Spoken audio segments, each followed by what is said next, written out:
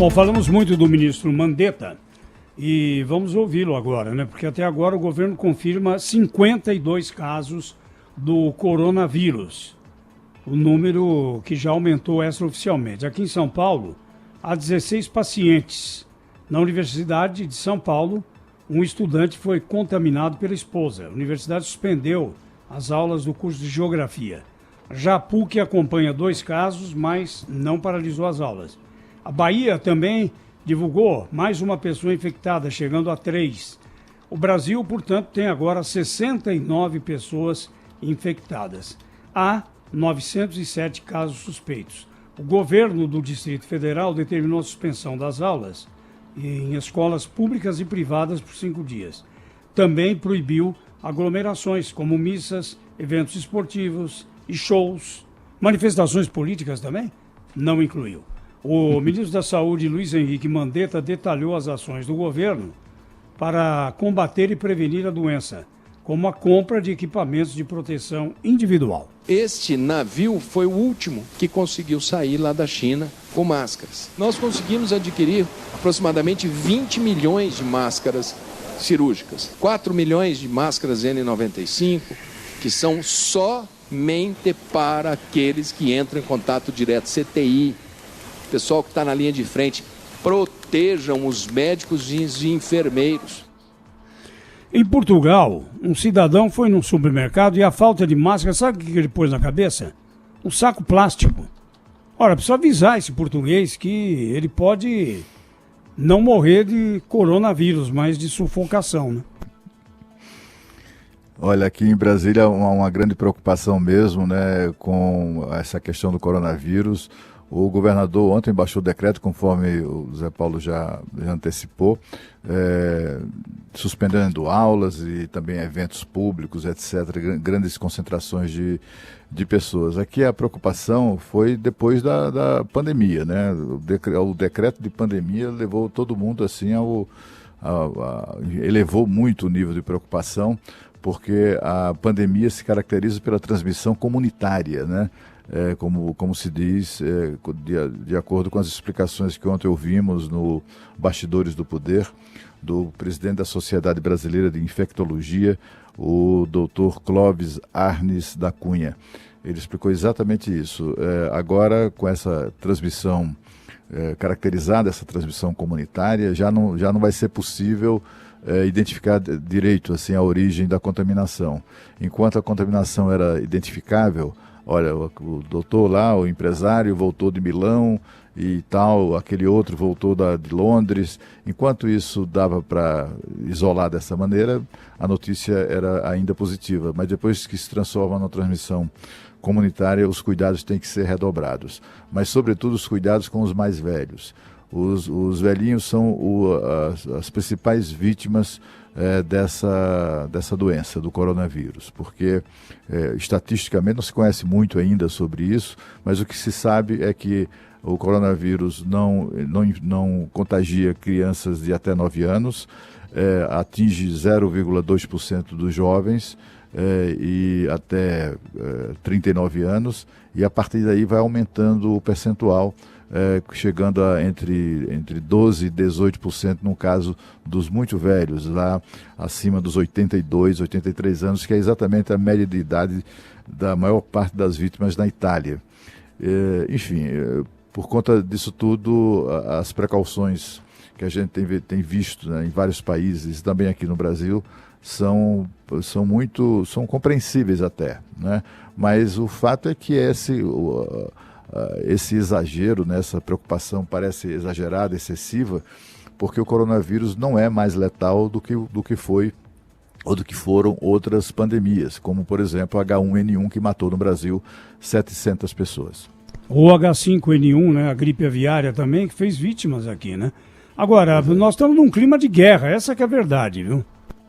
Olha, o presidente da Sociedade Brasileira de Infectologia, aí mencionado pelo Cláudio, né, diz que 5 em cada 4 pacientes infectados podem ser mantidos em isolamento respiratório domiciliar e apenas 20% necessitam efetivamente da internação hospitalar com ventilação mecânica, né? Peraí, vamos repetir esse número. 4 em cada 5 4 em cada 5 pacientes infectados podem ser mantidos em isolamento respiratório domiciliar.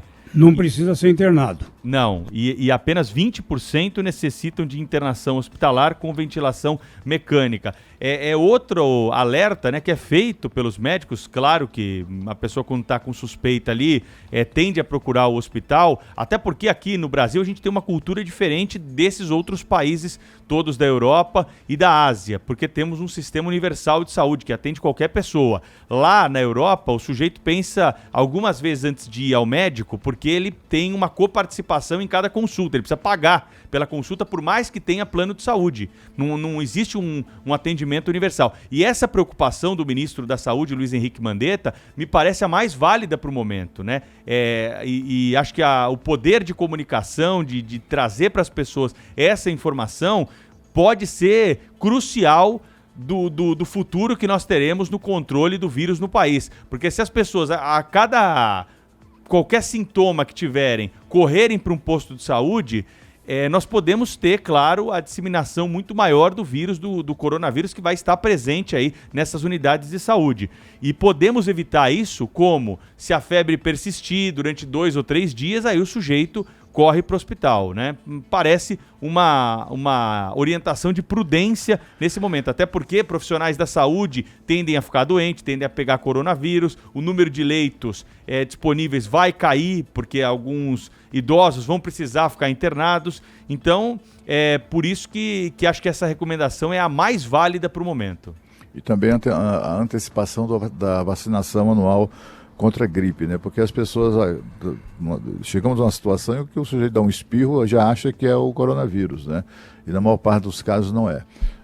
A antecipação da vacina vai poupar muito a estrutura pública de saúde desse tipo de procura, né? De gente que procura porque está preocupada. Eu já ouvi pessoas dizendo, olha assim, e você quer saber? Eu acho que eu vou no hospital ver se está tudo bem comigo. Tem algum sinal? Andou espirrando, está tossindo? Tem algum? Não tem. Então vai fazer o que no hospital, rapaz? Sabe? Tem que ter calma nessa hora. Mas, enfim, a antecipação, alguns médicos têm dito, já ouvi deles, que a antecipação da vacinação contra a influenza A e B talvez seja uma medida urgente mesmo, né? A ser adotada pelo governo. Começa dia 23, né, Cláudio? Pois é, eu acho que tinha que antecipar mais ainda isso, né? Pelo andar da Não, já carruagem. estamos no dia 12, mais 10 dias, aí já começa a vacinação. Eu só queria que antecipasse o chamado dia D, quando há um maior número de postos abertos e as pessoas não estão trabalhando, que geralmente é o sábado, o dia D, que ficou marcado para 9 de maio. Eu acho muito distante. A única coisa que tem algumas coisas que eu acho que precisam ser melhor explicadas e acho que serão com o passar do tempo, né? É um momento confuso mesmo e é natural que seja assim. Aqui no Brasil, por exemplo, você tem autoridades importantes que pensam radicalmente diferente. Então o governo do Distrito Federal toma a medida mais radical tomada até agora, que é suspender aulas na rede particular, inclusive, e na rede pública por 5 dias a partir de hoje. Proíbe missa, proíbe qualquer espécie de reunião, enfim, proíbe ajuntamento de pessoas. Em São Paulo, onde já foi registrado um caso na USP, a gente acabou de falar no curso de Geografia. O curso de Geografia teve a aula suspensa, né? Mas no restante da universidade, não. A PUC tem 2 alunos com casos confirmados também. Aqui em São Paulo, quando uma escola ou 2 escolas, há 10 dias mais ou menos, anunciaram quarentena para alunos que estavam vindo de países do exterior, onde existiam casos registrados como a Itália, por exemplo, houve críticas. E aqui, ontem, o Dr. Davi Wippe, que é o coordenador desse grupo que estuda e monitora o avanço do coronavírus, diz que, por exemplo, suspensão de aula ou proibição de concentração de pessoas é uma medida desnecessária e pouco adequada. Haja visto o metrô, né, Rafael? Então, Quantos milhões passam pelo metrô diariamente? Ônibus, né? Enfim, as pessoas... Jogo de futebol. Ontem à noite o Morumbi estava lotado. 40 mil, São né? Paulo, enfim.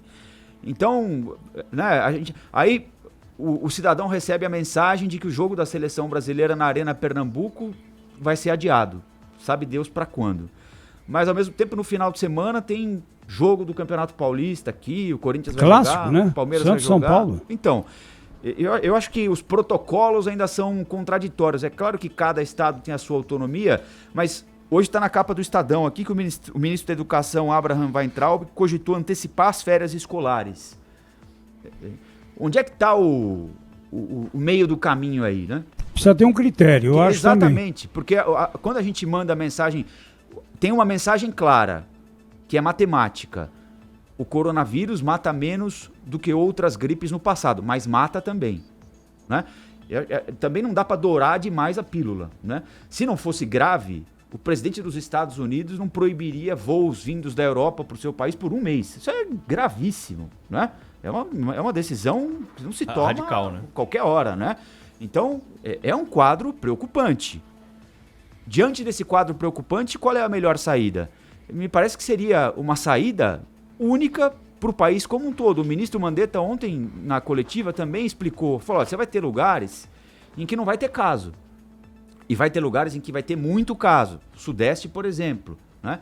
Então, mas eu existem acho, Rafael, essas diferenciações entre os estados. Agora, por que pode ter aula num lugar e não pode ter aula no outro? Então, mas eu acho que alguns estados estão se antecipando nessas medidas com um rigor acima do que aquele que é recomendável para o momento. Ou não.